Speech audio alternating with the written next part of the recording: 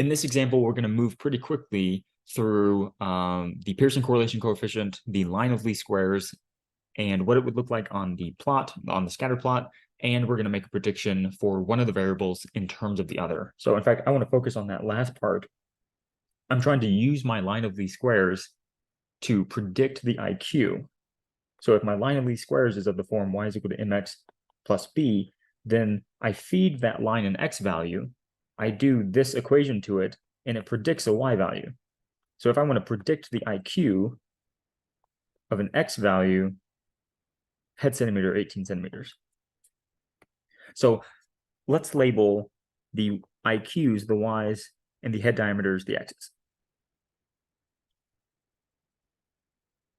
Okay, let's focus on our first task, calculate the Pearson correlation coefficient. So the Pearson correlation coefficient is given to us by n times the sum of xy's minus summed x's, summed y's, divided by a square root n times summed x squareds minus squared sum x's, and the same thing for the y's.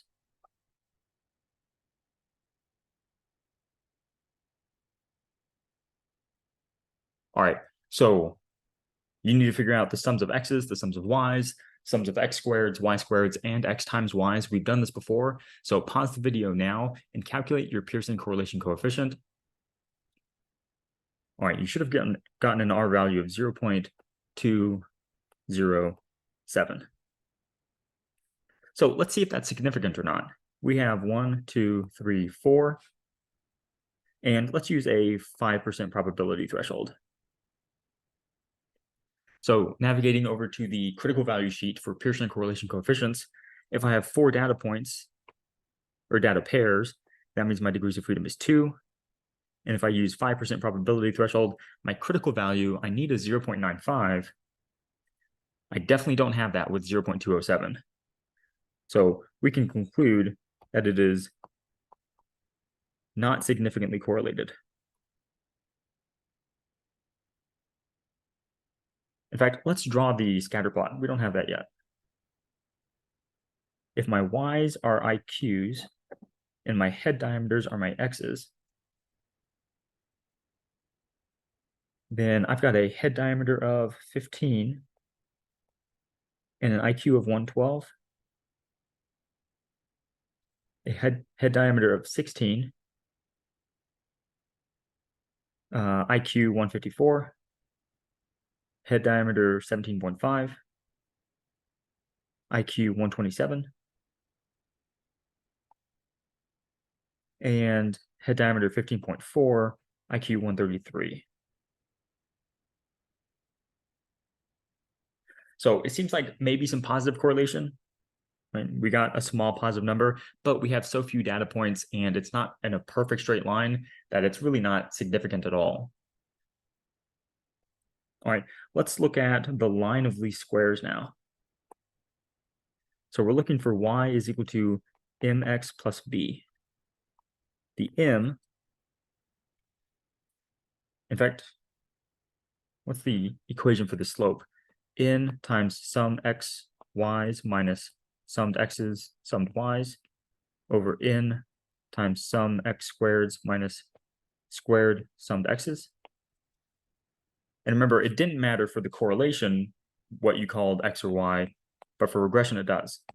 So make sure that these x's in this equation come from the head diameters and the y's come from the IQs. But when you run through this, you find a slope of 3.2, let's say 3.29.